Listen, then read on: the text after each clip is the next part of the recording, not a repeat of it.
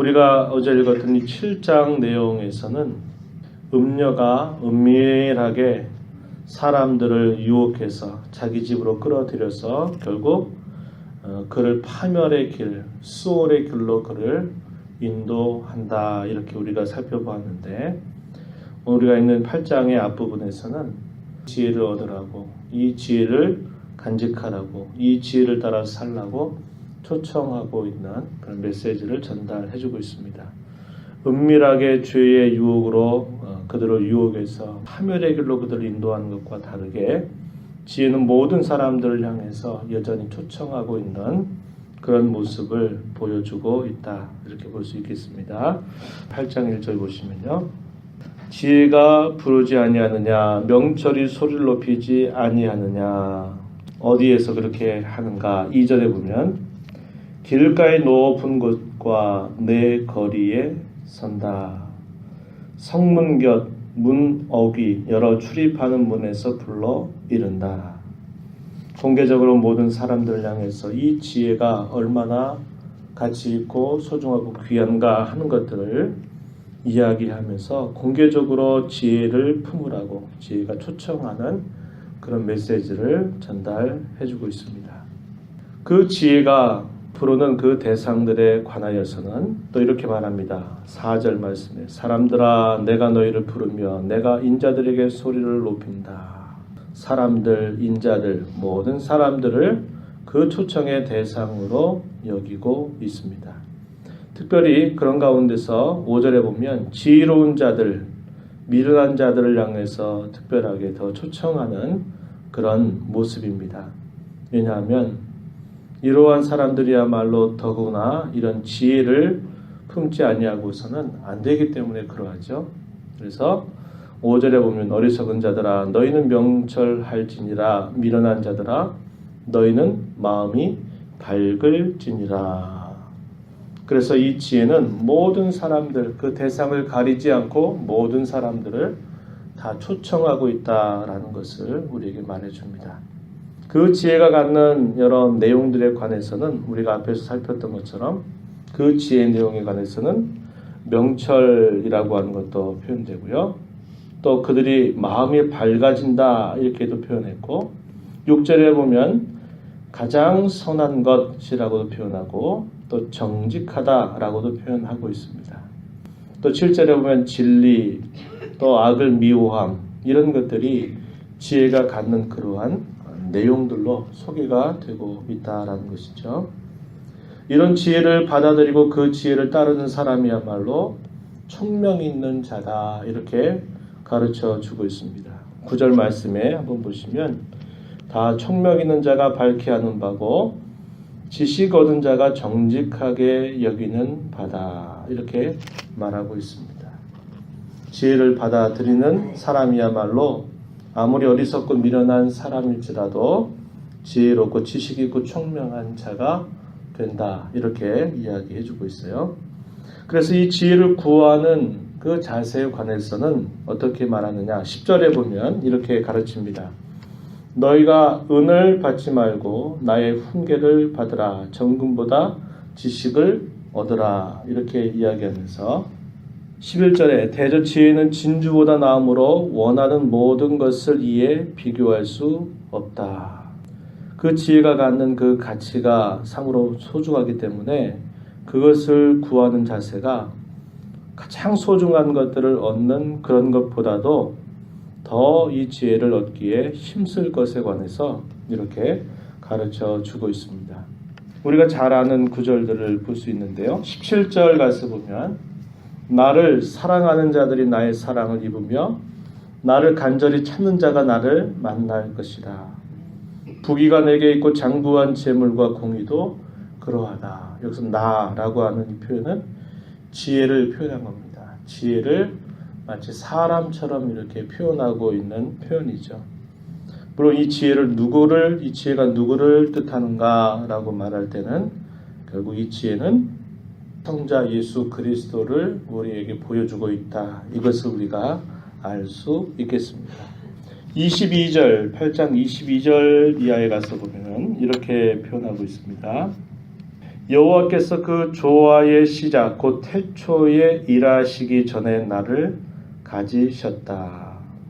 만세 전부터 태초부터 땅이 생기기 전부터 내가 세움을 받았다. 아직 바다가 생기지 아니하고 큰 샘들이 있기 전에 내가 이미 났다.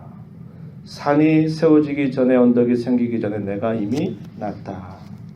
태초에 하나님이 창조하시기 전에 이미 나를 가졌다. 내가 세움을 받았다. 내가 이미 났다. 이런 표현들을 사용하죠. 또 27절 가서 보면 그가 하늘을 지으시며 궁창을 해면에 두르실 때 내가 거기 있었다. 30절에서도 내가 그 곁에 있어서 창조자가 되어 날마다 그의 기뻐하신 바가 되었으며 항상 그 앞에서 즐거워하였으며 사람이 거처할 땅에서 즐거워하며 인자들을 기뻐하였다. 하나님께서 세상을 창조하시기 이전에 이미 그 지혜가 이미 세움을 받았고 있었고 이미 났다. 이런 표현들을 보면 누구를 우리에게 잘 보여주고 있나요? 요한복음 1장 1절로부터 5절에 보면 태초에 말씀이 계시니라. 이 말씀이 하나님과 함께 계셨고 이 말씀이 곧 하나님이다. 이 말씀으로 말미암아 모든 만물이 지은 바 되었다라고 이렇게 말하죠. 예수 그리스도에 관해서 요한복음에서는 로고스 혹은 말씀이라고 하는 표현으로 이렇게 표현했고 이 잠언서 8장의 내용에 보면 세상을 만드시기 전에 이미 이러한 지혜가 있었다라고 말할 때 이 지혜도 역시 예수 그리스도를 이렇게 보여주고 있는 그런 표현이 되고 있다라는 것입니다. 그래서 우리는 앞에서 여러 가지로 이야기했듯이 지혜가 공개적으로 부른다.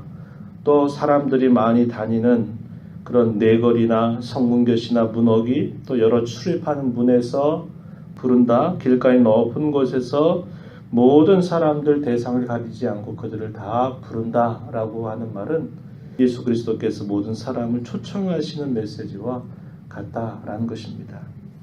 그분을 소유하게 된다면, 그분을 모시고 산다면 가장 지혜롭고 정직하고 명철하고 바르게 살 수 있다라는 것을 우리에게 말해주고, 그리스도를 모시고 사는 자야말로 총명 있는 자고 참 지식을 얻은 자와 같다. 이렇게 이야기합니다.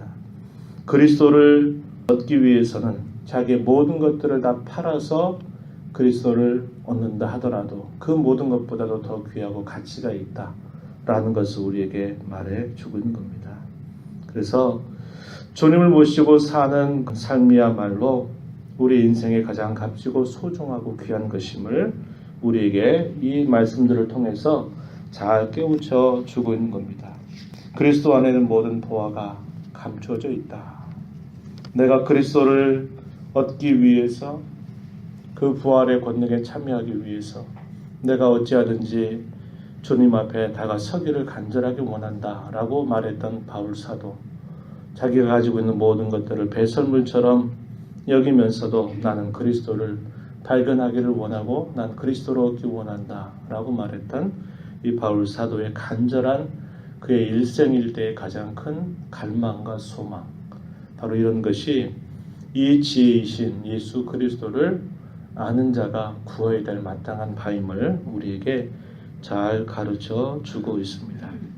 32절 이하의 내용을 보면요, 이렇게 또 전하는 말씀을 듣습니다. 아들들아 이제 내게 들으라. 내 도를 지키는 자가 복이 있느니라. 훈계를 들어서 지혜를 얻으라. 그것을 버리지 말라.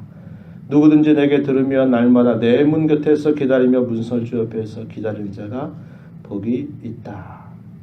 나의 대저 나를 얻는 자는 생명을 얻고 여호와께 은총을 얻을 것이고, 하지만 나를 잃어버리는 자, 잊는 자는 자신의 영혼을 해하는 자다. 나를 미워하는 자가 사망을 사랑하게 된다.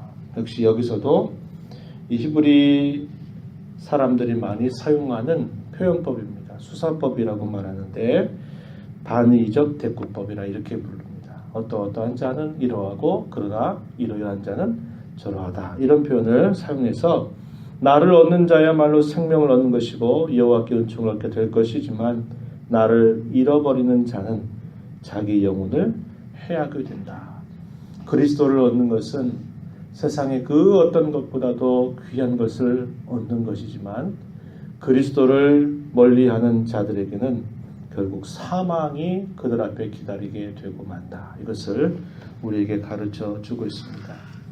저와 여러분 이 땅에 사는 삶이 비록 겉으로 보이는 삶에 있어서 많은 것들이 그렇게 좋아 보이지 않고 또 이런저런 어려움들을 우리가 겪는다 하더라도 우리 안에 주님을 모시고 살아간다면 이미 그 사람은 영원한 생명을 가지고 있다. 이 사실 우리는 기억해야 합니다. 주일날 말씀에서도 전했지만 계란에도 두 종류가 있다 그랬죠. 유정란이 있고 무정란이 있다 그랬습니다. 무정란은 먹는 일은 별 차이가 없어요. 영양 차이도 별로 없을 겁니다. 그러나 그 알을 어미 닭이 품고 아무리 있어도 그건 생명이 없는 것입니다. 그러나 유정란은 어미 닭이 품고 있는 동안 결국 거기에서 또 다른 생명이 잉태되는 그런 차이를 가져오는 겁니다. 우리가 이 땅에 주님과 함께 살고 그분의 초청을 언제나 귀하게 여기고 그분을 모시고 살아간다면 우리는 이미 영원한 생명을 이미 소유한 자다. 성경이 이렇게 가르쳐요. 죽어서 비로소 생명을 얻는 것 아니라 그 생명을 이미 가지고 있기 때문에 우리가 죽어도 그 가지고 있는 생명이 우리를 다시 영원한 복락을 누리게 하는 것으로 우리를 인도한다라는 것입니다. 그래서 이 땅에 살면서 우리는 매일매일 많은 유혹들을 받습니다. 그리고 많은 그런 어려움들을 겪어요. 주님 믿는다고 하는 것이 과연 때로는 어떤 차이가 있을까? 뭐가 다를까? 하는 것들을 생각할 때마다 그러한 것들이 우리의 손에 잘 잡히지 않는다 하더라도 우리는 주님을 모시고 살아가는 것이야말로 우리의 생명보다도 그 어떤 것보다도 귀한 줄 알고 주님을 늘 마음에 모시고 살고 그분의 관심과 그분의 뜻을 늘 생각해서 우리의 생각과 우리의 마음을 항상 버리고 주님의 뜻을 따라 사는 것을 가장 즐거워하며 살아가는 하나님의 거룩한 백성이 되어야 합니다. 오늘 허락하신 이 하루 동안 이러한 삶을 주 앞에서 기도하며 또 말씀에 귀를 기울이며 힘써 살아가는 모두가 되기를 진심으로 축복합니다. 하나님 아버지 감사드립니다. 이 새벽 시간 저희들에게 생명과 호흡을 허락하셔서 오늘도 주의 인자하심을 또 주의 성실하심을 맛보게 하신 것 감사합니다. 주 앞에 나와서 함께 찬송하며 또 말씀을 읽음으로 우리가 이 땅에 사는 인생 가운데서 주님의 초청을 받아서 주님을 모시고 살아가는 것만큼 존귀하고 가치 있는 일이 없음을 다시 한번 우리 마음에 일깨워 주셨사오니 오늘 하루를 살아가면서 우리 주님과 함께 주님을 모시고 살아가는 복된 삶이 되게 하시고 주님이 저희를 인도하시는 대로 우리의 마음과 생각을 집중해서 그 인도하심을 따라 살아가는 저희들이 되도록 도우시옵고 인도하여 주시옵소서. 은혜의 보호자 앞에 나와서 이 시간도 하나님의 백성답게 살기 위하여 여러 필요들을 생각하며 아버지 앞에 간구할 때에 저희들의 간구에 귀를 기울여 주시옵시고 기도 가운데 우리 주님을 배움는 귀한 시간 되도록 도와주옵소서. 귀하신 예수님의 이름으로 기도드리옵나이다. 아멘.